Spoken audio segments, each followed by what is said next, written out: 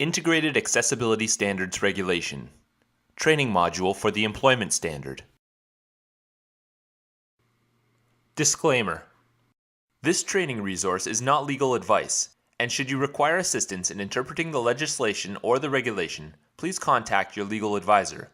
This resource has been created to assist in understanding the legislation and/or regulation, and does not replace the official version of the Integrated Accessibility Standards Regulation, Ontario Regulation 191/11, and the Accessibility for Ontarians with Disabilities Act 2005, AODA. If there is any conflict between this resource, the Integrated Accessibility Standards Regulation, and the AODA, the regulation and the AODA are the final authorities. This resource may be used for non-commercial, not-for-profit purposes only in meeting the requirements of the Integrated Accessibility Standards Regulation 191/11. The Employment Standard. The Employment Standard is part of the Integrated Accessibility Standards Regulation. It deals with accessibility in the employment cycle. It addresses the processes and procedures organizations follow in recruiting and accommodating their employees. Let's start by watching the introductory video for the Employment Standard.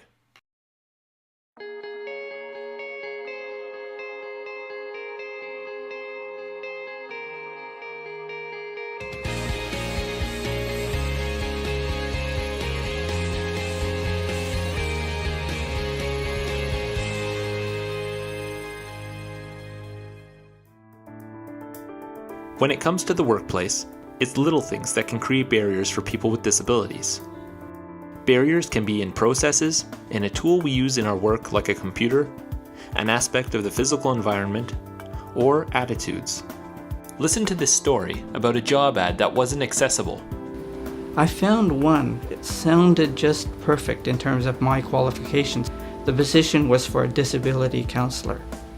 But when I tried to access the rest of the information about the job, my screen reader couldn't read it. The website was not accessible. So I called to ask for more information. The difficulty I'm having is that I can't access the information on your website with my screen reader. So is there someone who can spend a few minutes with me going over some of the information? I'd like to apply for the job. There's a lot of information here. I don't have the time right now to give you everything. But if you give me your name and number, we'll be sure to have someone give you a call back. Unfortunately, no one called back. And because the website wasn't accessible, I wasn't able to even apply for the position. The next time I applied for a job, I was fortunate because I found an employer who made sure that their website was accessible. And I was able to read the whole thing, including the history of the organization. I did apply for that job, and finally, I was able to get an interview. With an ad that wasn't accessible, the first organization missed out on reaching a good candidate. But you know, making an accessible document isn't all that difficult. In this next clip, a project manager talks about how simple physical accommodations at the office made all the difference. I work in project management for a training company. For me, the first day on the job was a challenging part, but nothing we couldn't work out. The desk I was given wasn't designed to fit a wheelchair. Plus, all the reference documents the information design team used were placed on a shelf too high for me to reach. A different desk and moving the books made everything work fine for me. According to Statistics Canada, Ontarians with disabilities are more likely to be unemployed or underemployed. By making your recruitment processes and employment policies more accessible, you open your doors to a much larger resource pool. It's a win-win situation. So how do you open your doors? It's all about looking at your human resource processes through an additional lens. Some of you may be familiar with the Employment Standards Act. It sets out the minimum fairness standards for the workplace. The Employment Standard, under the Integrated Accessibility Standards Regulation, is different. It deals with accessibility in the employment cycle. It builds on the obligations that employers have under the Ontario Human Rights Code. The standard formalizes workplace accessibility processes that many organizations already have in place. And accommodating specific accessibility needs due to disability doesn't usually take as much effort as you might think. The majority of people with a disability require no accommodations at all. A recent study found that when accommodations are required, employers reported that 56% of accommodations cost absolutely nothing to make, while the rest typically cost only $500 or less. For such a small cost, the rewards are immeasurable for your organization, for your new and existing employees, for the bottom line of your business. The employment standard, as outlined in this module, addresses the processes and procedures organizations follow in recruiting and accommodating their employees. The standard will help people with disabilities participate in our labor force and economy, and will help employers find untapped talent.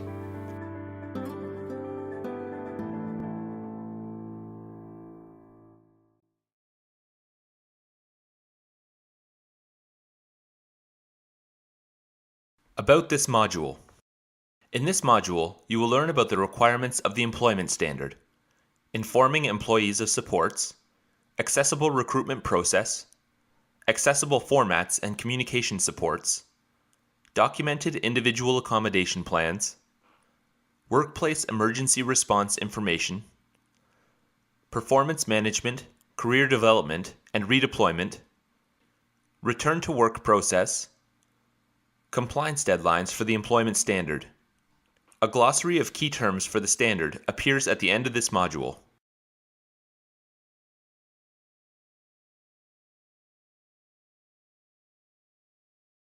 Building on existing legislation. The Ontario Human Rights Code requires all employers to meet the accommodation needs of employees with disabilities to the point of undue hardship. The employment standard builds on this requirement. It requires employers to have processes in place to determine an employee's accommodation needs. Requirements of the employment standard. The requirements of this standard address key processes in the life cycle of a job. The standard applies to organizations with one or more employees in Ontario and which provide goods, services, or facilities to the public or to other organizations. The requirements apply to paid employees, do not apply to volunteers and other non-paid individuals.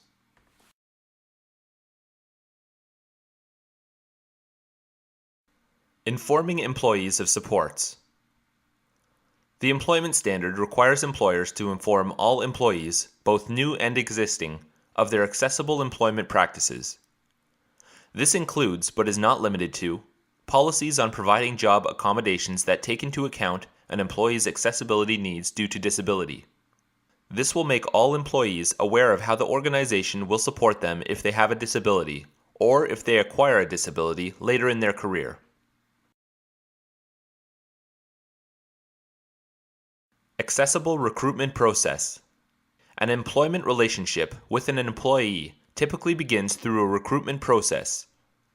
When planning your accessible recruitment process, there are requirements at the following 3 stages. When advertising job positions, when inviting job applicants to participate in the selection process, when offering a job to a successful applicant. Advertising job positions. When advertising job positions, state that accommodations for job applicants with disabilities are available on request. For example, your organization may choose to do this in all job ads, a statement on your website, or another way. This notifies your existing employees and the public that the organization will support their participation in all aspects of the recruitment process. Inviting job applicants. When inviting job applicants to participate in the selection process, state that accessibility accommodations are available on request to support their participation. For example, when scheduling interviews, all applicants can be asked if any accessibility accommodations are needed for the recruitment process, but not about the need for accommodation for the job itself. An example of an accommodation that may be requested is that material given to candidates during the interview be provided in large print. Offering a job to a successful applicant. When offering a job to a successful applicant, inform them of your organization's policies on accommodating employees with disabilities. This could be provided verbally, in person, by email, or in an offer letter. Accessible formats and communication supports. Once hired, employees may request accessible formats and communication supports. This requirement is similar to those in the Information and Communication Standard. Employers must consult with employees to determine their accessibility needs and how best to accommodate them.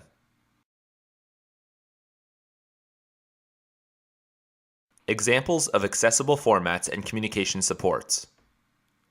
Accessible formats and communication supports can be requested for information required for the employee to perform their job and information generally available to all employees.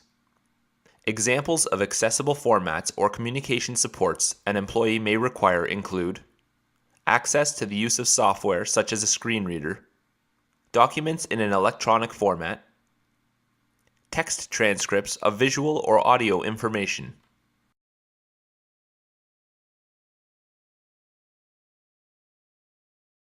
Documented individual accommodation plans. The standard requires all employers, except small organizations, to have a written process to document individual accommodation plans for employees with disabilities. This will help organizations have a clear and consistent approach for accommodating employees with disabilities.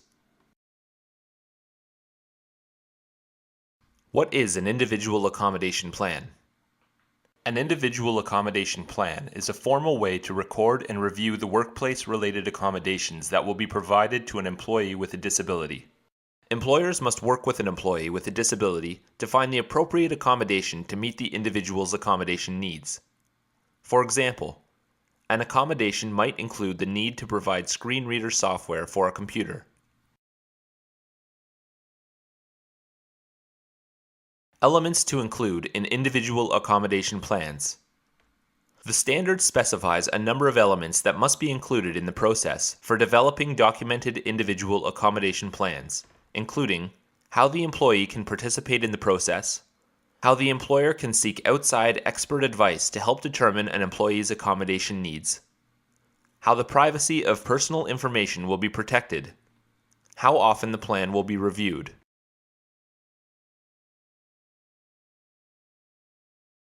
Workplace emergency response information. Individualized emergency response information can help both employees with disabilities and organizations prepare for various emergencies, such as fire, power outages, or severe weather. For example, an employee who cannot hear a fire alarm will need to know how and when to safely exit the building in the event of a fire. Every employer must provide individualized workplace emergency response information to employees with disabilities if the disability makes it necessary and the employer is aware of the need. With the employee's consent, you must ensure the information is shared with anyone designated to help them in an emergency.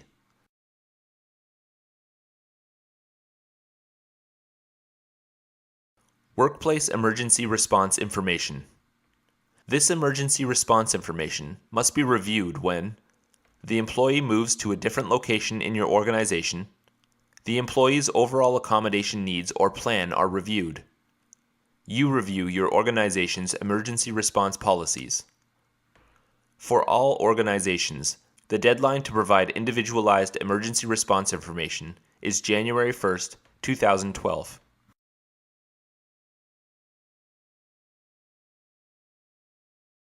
Performance management, career development, and redeployment.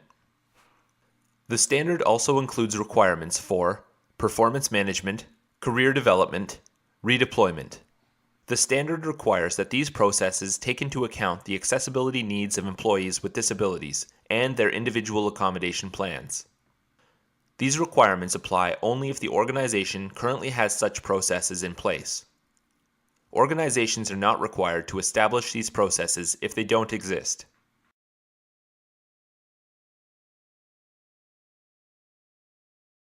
Performance management, career development, and redeployment. Here are some examples of how these requirements could apply. Providing a performance plan document in large print to an employee with low vision. Reviewing an employee's accommodation plan to understand the individual's accommodation needs and determine if the plan needs adjusting to improve his or her performance on the job. Adjusting accommodation supports or updating an accommodation plan with the employee's participation to meet the employee's new role or responsibilities in the event the employee is promoted or redeployed.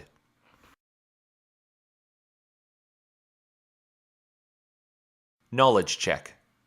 In what instances must an employee's individualized workplace emergency response information be reviewed? Choose all that apply. A. During their yearly performance review. B.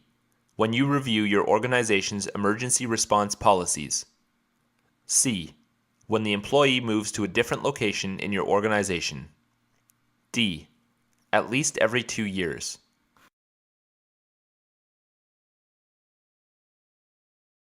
Knowledge check. Answer. The correct answer is both B and C. You need to review an employee's individualized workplace emergency response information when you review your organization's emergency response policies, when the employee moves to a different location in your organization, and when the employee's overall accommodation needs or plan are reviewed. Return to work process. An employee with a disability may sometimes need to take time off work for a treatment, recovery, or other reasons. In addition, a disability such as an injury or illness can happen at any time and to any of us. That is why the standard requires all employers, except small organizations, to develop a process that supports employees who have been absent due to a disability and who require disability-related accommodations when they return to work. Documenting the return to work process. The return to work process must be documented and outline the steps that will be taken to facilitate an employee's return to work. Use documented individual accommodation plans. The return to work process does not replace or override any other return to work processes created under any other law. Compliance deadlines for the employment standard. The deadlines for these requirements are not staggered. Your organization will have to meet them all by a certain date, based on your organization's type and size. The exception to this is the deadline for the workplace emergency response information, which is January 1st, 2012 for all organizations. Compliance deadlines for the employment standard. Here are the compliance deadlines for the employment standard. Government of Ontario and Legislative Assembly must comply by January 1st, 2013. Large designated public sector organizations must comply by January 1st, 2014. Small designated public sector organizations must comply by January 1st, 2015. Large private and not-for-profit organizations with 50 or more employees must comply by January 1st, 2016. Small, private, and not-for-profit organizations with 1 to 49 employees must comply by January 1st, 2017. For a description of how organizations are classified under the regulation, please refer to the Organizational Classification Chart. Summary. You have now completed the Employment Standard module.